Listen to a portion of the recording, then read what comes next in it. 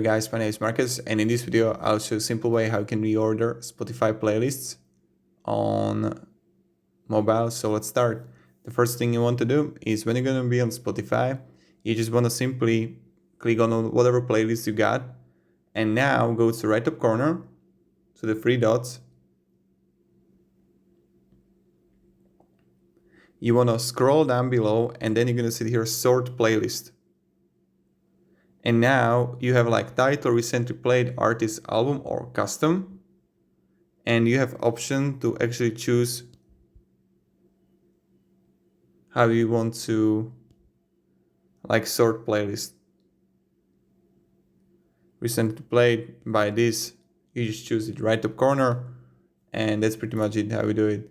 So if you have any questions, guys, ask me down in the comments.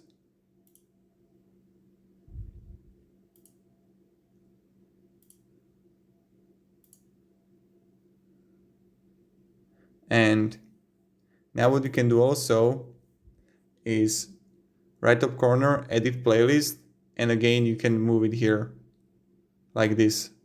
So you can make it two ways, by name, artist, or just move it freely how you want. So thank you, have a great day, and goodbye. See ya.